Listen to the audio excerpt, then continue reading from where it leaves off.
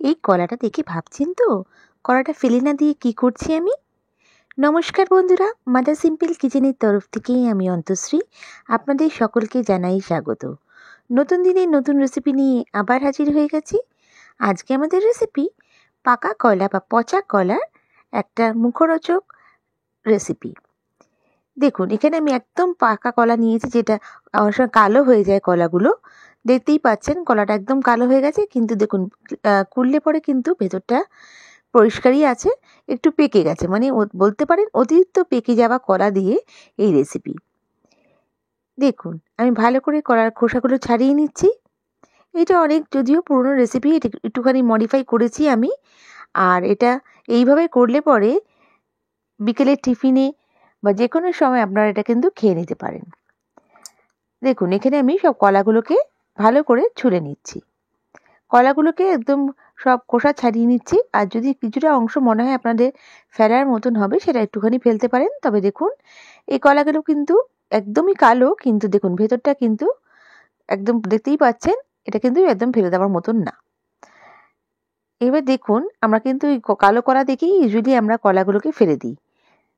আর বেশি কলা থাকলে পরে কলা কিন্তু এরকমই পেকে যায়, আর খুব তাড়াতাড়ি পেকে যায় কলা। আমি দেখুন সব কলার খোসাগুলো ছাড়িয়ে নিয়েছি। এবার আমাকে ভালো করে ম্যাশ করে নিতে হবে। আমি এখানে একটা কাঁটা চামচের সাহায্যে প্রথমে কলাগুলোকে ম্যাশ করে নিচ্ছি। খুব সুন্দরভাবে কলাগুলোকে ম্যাশ করে নিতে হবে। আপনারা চাইলে গ্রেটারের সাহায্যেও এটাকে একদম গ্রেট করে কলাগুলোকে কিন্তু ম্যাশ করে নিতে পারেন। দেখুন, বা চাইলে পরে একটুখানি মিক্সিও চালিয়ে নিতে পারেন। আমি এখানে একটা কাঁটা চামচের সাহায্যে ভালো করে একটু ম্যাশ করে নিচ্ছি। যেহেতু খুব পাকা কলাটা, এরকম খুবই সহজেই একদম তাড়াতাড়ি কলাটা একদম কিন্তু ম্যাশ হয়ে যাবে। দেখুন ভালো করে একটু ম্যাশ করে নিচ্ছি, একটু চেপে চেপে। কলাগুলোকে ভালো করে কিন্তু আমাকে ম্যাশ করে নিতে হবে। দেখুন খুব সুন্দরভাবে আমি ম্যাশ করে নিয়েছি। এবার আমি এখানে চিনি অ্যাড করব।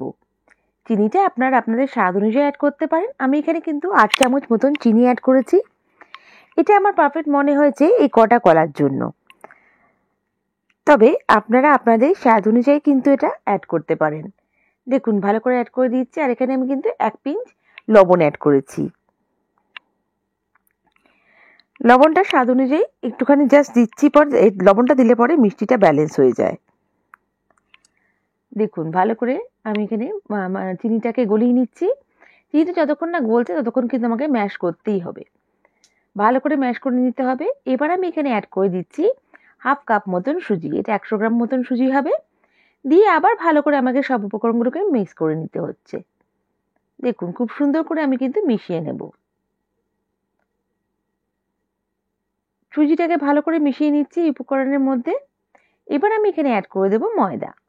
আমি এখানে 1/2 কাপ মতন ময়দা দিয়েছি। যতটা সুজি ততটাই কিন্তু আমি ময়দা দিলাম। এখানেও 100 গ্রাম মতন হবে। কাপ মেজারমেন্ট করে দিলে পরে ভালো, তাহলে আপনার মেজারমেন্টটা ঠিক থাকবে।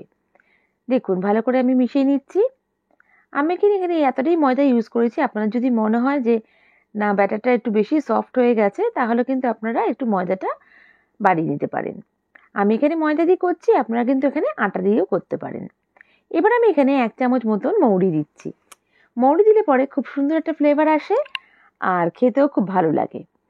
এবার আমি হাত দিয়ে ম্যাশ করছি। হাতের ছোঁয়া না দিলে পরে এইসব জিনিস কিন্তু, এইসবের খাবারের স্বাদটা কিন্তু আসে না। দেখুন ভালো করে আমি হাত দিয়ে এটাকে ম্যাশ করে নিচ্ছি। ভালো করে ফেটিয়ে নিতে হবে। যতটা ভালো করে আপনারা ফেটাবেন বা ভালো করে মিক্স আপ করবেন, তত সুন্দর কিন্তু রেসিপিটা হবে। দেখুন এবার আমার ফেটানো হয়ে গেছে।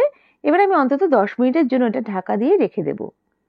যেহেতু সুজি আছে তাই জন্য আমাকে 10 মিনিট একটু রেস্ট দিতেই হবে, সুজিটা একটু ফুলবে। 10 মিনিট পর ফিরে আসছি।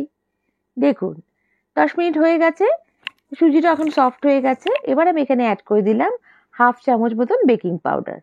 বেকিং পাউডার দিয়ে বেশিক্ষণ রাখবেন না, তাড়াতাড়ি এটাকে করে ফেলার চেষ্টা করবেন। দেখুন বেকিং পাউডার দিয়ে আমি ভালো করে মিক্স করে নিচ্ছি। খুব তাড়াতাড়ি করে ফেলতে হবে, বেকিং পাউডার দিয়ে বেশিক্ষণ রেখে যাওয়া যাবে না কিন্তু। দেখুন ভালো করে ফেটিয়ে নিলাম। এবার আমি কিছুটা পোর্শন তুলে নিচ্ছি। দেখুন এইটুকু পোর্শন তুলে নিয়েছি আমি। এবার আমি এটাকে ভেজে নেব। আমি এখানে তেলটা খুব গরম করেছিলাম। তেলটা কিন্তু গরম করে এবার আমি তেলের ফ্লেমটাকে একদম মিডিয়াম করে দিয়েছি। এবার আমি এই কলার বড়াগুলোকে ভেজে নিচ্ছি।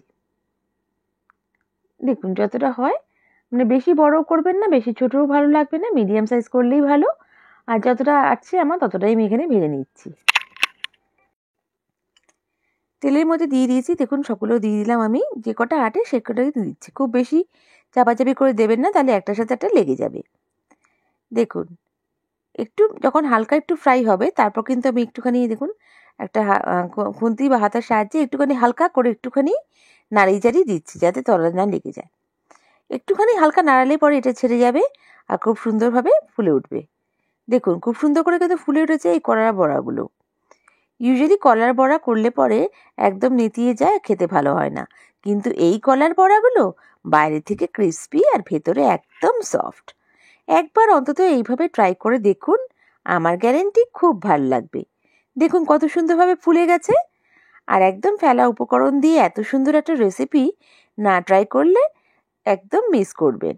দেখুন ভালোভাবে এটা সুন্দরভাবে ফুলে গেছে, কি সুন্দর কালার চলে এসছে, একদম গোল্ডেন কালার চলে এসছে।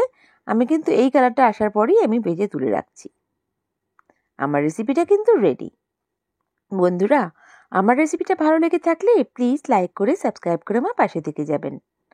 বেল বাটনটা প্রেস করবেন, যাতে আমার রান্নার নোটিফিকেশনগুলো সব থেকে প্রথমে আপনারা পেয়ে যান। আর আমার এই রেসিপিটা কেমন লাগলো আমায় কমেন্ট করে নিশ্চয়ই জানাবেন। নেক্সট রেসিপি নিয়ে আবার হাজির হয়ে যাব। সবাই ভালো থাকবেন, সুস্থ থাকবেন। বাই। Thank you.